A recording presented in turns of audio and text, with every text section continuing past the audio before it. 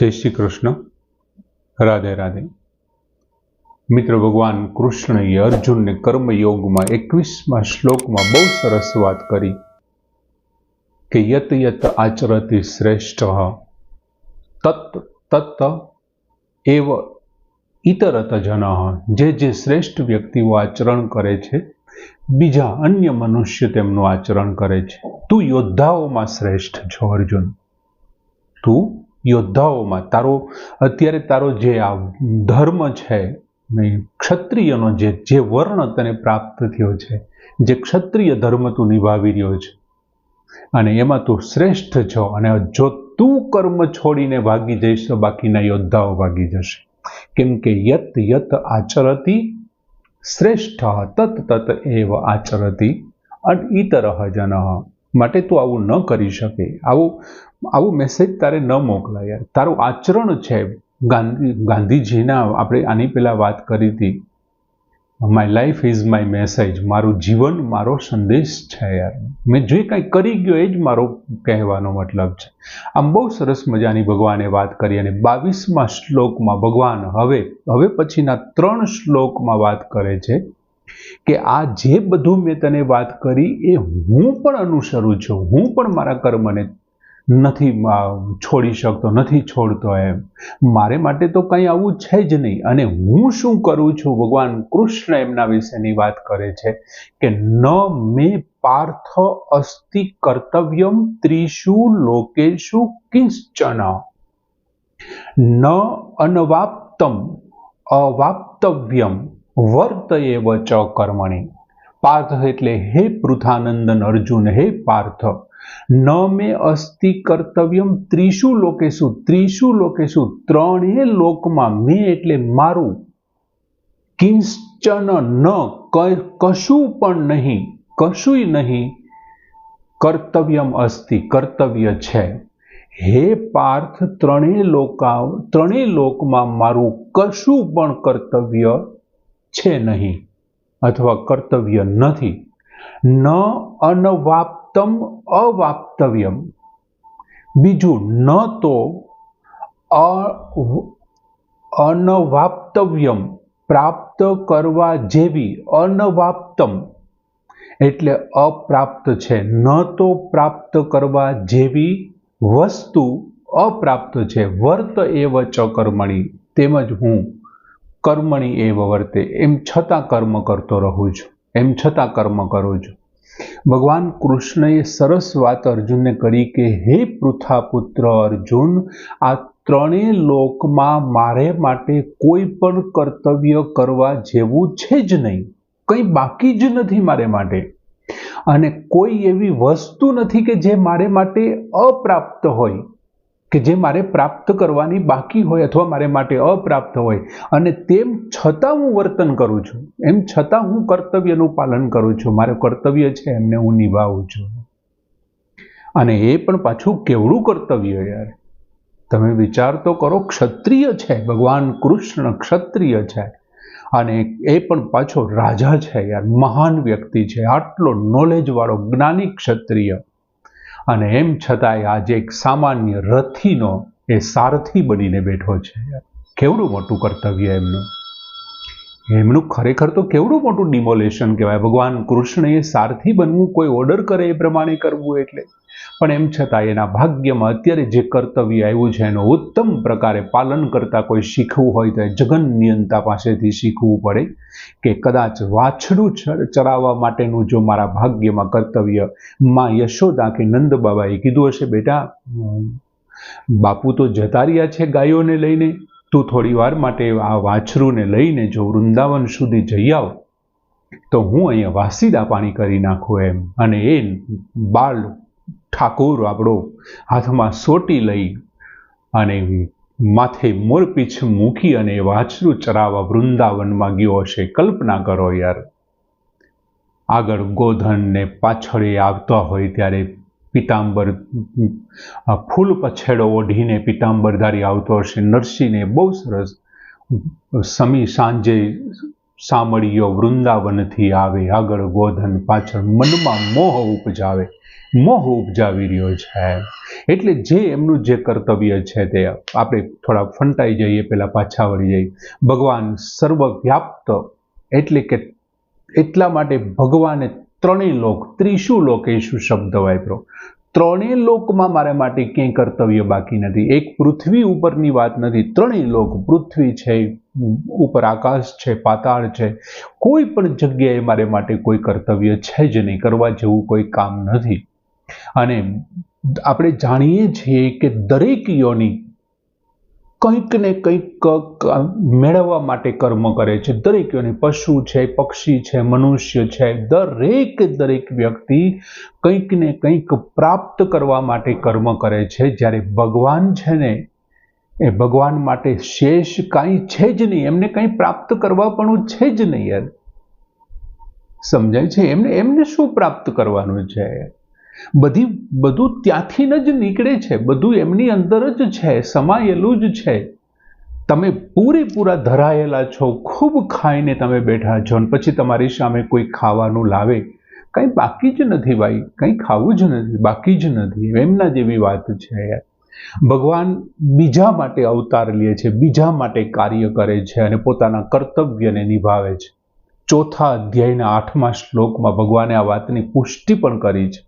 બહુ સરસ મજાનો ગીતાજીનો પ્રખ્યાત શ્લોક, ચોથો અધ્યાય 8મો શ્લોક યાદ કરો. પરિત્રાણાય સાધુનામ વિનાશાય ચ દુષ્કૃતામ ધર્મ સંસ્થાપનાર્થાય સંભવામિ યુગે યુગે. મારે શું કામ કરવાના છે? પરિત્રાણાય સાધુનામ, અવતાર ધારણ કરીને મારે જે સજ્જન લોકો છે એમના પરિત્રાણાય, એનું રક્ષણ કરવાનું છે. પરિત્રાણાય સાધુનામ વિનાશાય ચ દુષ્કૃતામ, દુષ્કર્મ કરવા વાળા છે એમનો વિનાશ કરવાનો છે. ધર્મ સંસ્થાપનાર્થાય, મારે માત્ર ધર્મનું સ્થાપન કરવાનું છે. પુણ્યના આપણે જાણીએ છીએ કે જે માણસો કે ગમે તે યોની છે કર્મ કરે છે, પુણ્યના ફળ ભોગવવા માટે સ્વર્ગ છે. તમે જે કાંઈ કર્મ કરો છો ને એમાંથી તમને જે પુણ્ય પ્રાપ્ત થાય છે એ પુણ્ય છે એમના માટે સ્વર્ગ છે ભોગવવા માટે. તમે જે કંઈ ખરાબ કર્મ કરો છો તો એમના માટે નર્ક છે. જે ખરાબ કર્મથી પાપ લાગે છે એમના માટે નર્ક છે, અથવા તો 84 લાખ યોનિમાં જન્મ અને મૃત્યુને પ્રાપ્ત કરવાનું છે. આપણા કોઈ શાસ્ત્રવેતાએ લખ્યું, પુનરપી જનનમ પુનરપી મરણમ પુનરપી જનની જઠરે શયનમ. યાર, વારે વારે જન્મવું, વારે વારે મરવું, વારે વારે જનનીના જઠરમાં શયન કરવું. જો કે આ શ્લોકનો પણ અમુક લોકોએ બહુ વિરોધ કર્યો છે કે ભાઈ આપણને એવી કેમ ખબર પડી કે આ જનનીના જઠરમાં શું એ ખરાબ છે? એમ ત્યાં સૂતો છે એ તો કંઈ જાણતો નથી. સમજાય છે? જન્મવું અને મૃત્યુ એ ખરાબ જ છે આપણને કેમ ખબર પડી? મરેલો પાછો તો આવીને કહેતો નથી, અને જે જન્મે છે એમને ખબર નથી. માત્ર જન્મતી વખતે એના રુદન ઉપરથી એવું લાગે છે કે આ દુઃખી છે, પણ કદાચ એ તો ઈશ્વર સાથેનો સંસર્ગ અથવા માતાના ઉદર સાથેનો એનો વિયોગ પણ કદાચ એમને રડાવતો હોઈ શકે. એવું પણ બને. જે હોય તે ત્યાં આપણે નથી પહોંચવું, કારણ કે આપણા લોકો વિવિધ અર્થો ઘટાડી અને શાસ્ત્રોમાં આપણને શંકાઓ પેદા કરી દે છે. અમુક તાર્કિકોનું કામ જ આ છે, શાસ્ત્રોમાં શંકા ઉત્પન્ન કરવાનું. એમ હવે આપણે જોયું કે પુણ્ય માટે સ્વર્ગ છે અને પાપ માટે નર્ક છે, અને 84 લાખ યોનિમાં જન્મ છે. એક મનુષ્ય યોનિ જેવી છે કે જે આત્મકલ્યાણ માટે છે. એ સારા કામો કરી, બીજાની સેવાઓ કરી અને આત્મકલ્યાણ કરી શકે છે. અને એ ત્યારે શક્ય બને કે જ્યારે ક્રિયા એટલે કે તમે જે કર્મ કરો છો તે, પછી તમારું ચિંતન, તમે જે વિચારો છો તે, અને પછી તમારી સ્થિરતા, આ ત્રણ શરીર, દાખલા તરીકે સ્થૂળ શરીર ક્રિયા કરે, સૂક્ષ્મ શરીર છે ચિંતન કરે, અને કારણ શરીર છે સ્થિરતા છે. આ ત્રણ શરીર છે તેમના માટે કામે લાગે તેમના માટે, એટલે કોના માટે? તો કે જેનામાંથી એ આવ્યા છે. એ શેમાંથી આવ્યા છે? તો કે સંસારમાંથી. સ્થૂળ શરીર માતા પિતા તરફથી મળ્યું છે અને સ્થૂળ શરીરની અંદર પ્રકૃતિમાંથી આપણને મહત, બુદ્ધિ, ઇન્દ્રિયો આ તે બધું છે અને પ્રકૃતિના ગુણો છે, સ્થિરતાવાળાના છે. આ ત્રણ સંસારમાંથી આવ્યા છે અને ત્રણને જ્યારે તમે સંસારમાં પાછા કામે લગાડી દો સેવા માટે, ત્યારે કંઈ પણ કર્મ બાકી રહેતું નથી. પછી કોઈ કામ કરવાનું બાકી નથી. હવે ખરેખર તો જો બહુ ગંભીરતાથી વિચાર કરીએ ને મિત્રો, તો મનુષ્ય માટે પરમ પ્રાપ્તિ છે ને એ પણ કંઈ બાકી નથી. પરમાત્માની પ્રાપ્તિ કરવું એ પણ કોઈ કર્તવ્ય છે જ નહીં. કારણ કે પ્રાપ્ય વસ્તુ એટલે કે પરમાત્મ તત્વ છે એ કેવો છે? નિત્ય છે, નિત્ય પ્રાપ્ત છે, પોતાની પાસે જ છે, નિત્ય પ્રાપ્ત છે. અને પોતે તો સ્વરૂપથી નિત્ય છે, તો નિત્યથી નિત્ય એ બંને છે. તો પછી કર્મ અને ફળ છે તો અનિત્ય છે. અને કર્મ અને ફળ જો અનિત્ય હોય અને પોતે અને પરમાત્મા નિત્ય હોય, તો પોતા માટે, સ્વયં માટે નિત્ય, પોતાનું સ્વરૂપ નિત્ય છે અને નિત્ય પરમાત્મા જે પ્રાપ્ય વસ્તુ માટે છે, અને એ સ્વરૂપ અને પ્રાપ્ય બંને એક છે. તો કર્મ અને ફળ છે બીજા માટે છે. બીજા માટે એટલે કોના માટે? તો કે સંસાર માટે. જ્યારે તમારા કર્મ અને ફળ પર માટે થઈ જાય, જો તમારા માટે ન હોય અને પર માટે થઈ જાય, તો તમારા માટે કોઈ કર્મ બાકી રહેતું નથી, કર્તવ્ય બાકી નથી. કેમ કે નિત્યને નિત્ય મળી જવાનું છે. કર્મ અને ફળ બીજા માટે. તમારા દરેક કાર્ય છે અનાસક્ત ભાવે થશે. હવે જો માણસ માટે, મનુષ્ય માટે કોઈ કર્તવ્ય બાકી ન રહે, તો ભગવાન માટે ક્યાંથી બાકી રહે? એટલે ભગવાન કહે છે કે ન મે પાર્થ અસ્તિ કર્તવ્યમ ત્રિષુ લોકેષુ કિંચન. હું તો ત્રણેય લોકમાં વ્યાપ્ત છું. તું અહીં પૃથ્વી લોક ઉપર, હું ત્રણેય લોકમાં વ્યાપ્ત છું અને ત્રણેય લોકમાં આ જ પ્રમાણેની સ્થિતિ છે. મારે માટે કોઈ કર્તવ્ય બાકી નથી. ભગવાને અહીં આ જ અધ્યાયમાં 17મા અને 18મા શ્લોકમાં એક બહુ સરસ વાત કરી કે મહાપુરુષોને માટે કોઈ કર્તવ્ય બાકી રહેતા જ નથી. યાદ કરો 17મો 18મો શ્લોક. તેમના માટે કોઈ પણ પ્રકારનું કર્તવ્ય બાકી નથી રહેતું. તેમની રીતિ, તેમની પ્રીતિ, તેમની રીતિ છે, તેમની પ્રીતિ છે અને તેમની તૃપ્તિ છે પોતાના સ્વયંમાં હોય છે. આત્મને એવ રીતિ, આત્મને એવ પ્રીતિ, આત્મને એવ સંતુષ્ટિ. આ ત્રણેય જ્યારે પોતાનામાં હોય છે ત્યારે બીજાની કોઈ જરૂર છે જ નહીં. અને આ ત્રણેય પોતાના. અને મહાપુરુષોને માટે કોઈ પણ પ્રાણીઓ સાથે સ્વાર્થનો સંબંધ હોતો નથી. એક તો એની રીતિ, પ્રીતિ અને સંતુષ્ટિ પોતાનામાં છે અને કોઈ પણ પ્રાણી સાથે સ્વાર્થનો સંબંધ નથી. ત્યારે એ જે કંઈ કર્મ કરે છે કોના માટે કરે છે? તો કે લોક સંગ્રહ કાર્યાર્થે. હમણાં આવ્યું હતું લોક સંગ્રહાર્થમ સંપશ્યન. લોક સંગ્રહને તું બરાબર જોઈને જે એમના આદર્શ બનવાનું છે. એટલે ભગવાન પણ આ લોક સંગ્રહાર્થે કાર્ય અથવા તો કર્મ કરે છે.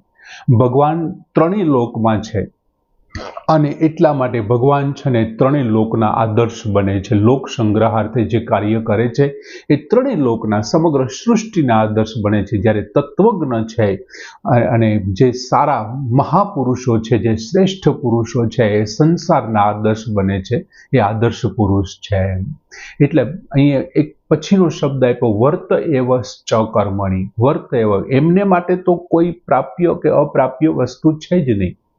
એટલે ભગવાન કહે છે કે હું સંપૂર્ણ ઉત્સાહથી, કેમ કે ભગવાને ચોખ્ખું કીધું કે પ્રાપ્ત કરવા જેવી કોઈ, ન તો પ્રાપ્ત કરવા જેવી અપ્રાપ્ત છે એવી કોઈ વસ્તુ જ નથી કે જે પ્રાપ્ત કરવા જેવી હોય અને હું જેને પ્રાપ્ત ન કરી શકું. હું માત્ર આ લોક સંગ્રહાર્થે કરું છું, બાકીનું કર્મ. બીજું, હું જે કાંઈ કર્મ કરું છું એ સંપૂર્ણ ઉત્સાહથી કરું છું, આળસ રહિત કરું છું અને સાવધાનીથી કરું છું, જેથી કર્મોનો ત્યાગ કરી શકાય છે.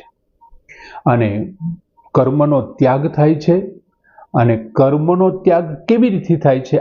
આસક્તિનો ત્યાગ કરીને થાય છે. હે અર્જુન, તું જે રીતે કર્મનો ત્યાગ કરવા માગે છે અને માત્ર બેસી જવા માગે છે આળસ માટે, જેને આપણે તામસી સુખ કહીએ છીએ, એમની માટે કર્મનો ત્યાગ અને તેમની ઉપેક્ષા વગર જે આળસ રહિત થઈ જે સાવધાનીથી કર્મ કરે છે, તે જ માત્ર વ્યક્તિ છે ને એમને કંઈ કરવા પણ રહેતું નથી યાર. એમને બધા જ કાર્યો છે બીજાને માટે, એટલા માટે સાવધાન કે હું એની અંદર ખૂટી ન જાઉં, એમને મારું ન માની લો એમ.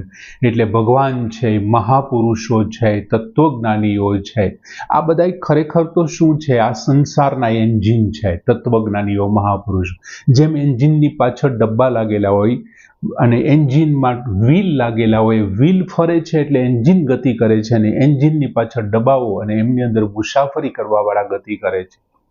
કદાચ આખી ટ્રેનના લોકો સૂઈ જાય તો કંઈ ફેર ન પડે, પણ એમનું જે એન્જિન ચલાવવાવાળો ડ્રાઈવર છે એમણે જાગૃત રહેવું પડે.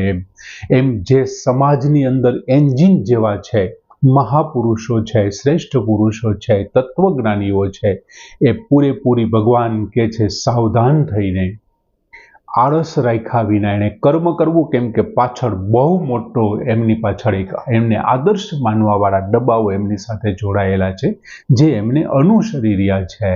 એટલે એમને અનુસરી રહ્યા છે માટે ક્યારેય કોઈ દિવસ કર્મચ્યુત ન થવું, કેમ કે ભગવાન પોતે કર્મચ્યુત નથી, એને કંઈ પણ પ્રાપ્ત કરવા જેવું નથી, કોઈ કર્તવ્ય બાકી નથી. એમ છતાં ભગવાન કર્તવ્ય કર્મ કરે છે. માટે ભગવદ પરાયણ વ્યક્તિએ જો એને ભગવાનનું પ્રિય પાત્ર બનવું હોય ને તો ક્યારેય કર્મચ્યુત ન થવું, કર્મનો ત્યાગ ન કરવો. હે અર્જુન, તું જ્યાં કર્મનો ત્યાગ કરવા બેઠો છે તે યોગ્ય નથી. અને હજી આગળના 2 શ્લોકમાં ભગવાન બહુ સરસ વાત કરે છે. પછી જોઈએ અહીંયા, ન મે પાર્થ અસ્તિ કર્તવ્યમ ત્રિષુ લોકેષુ કિંશ્ચિન ના અન્વાપ્તવ્યમ વર્તયેવ ચ કર્મણિ. શ્લોક પૂર્ણ કરી. જય શ્રી કૃષ્ણ.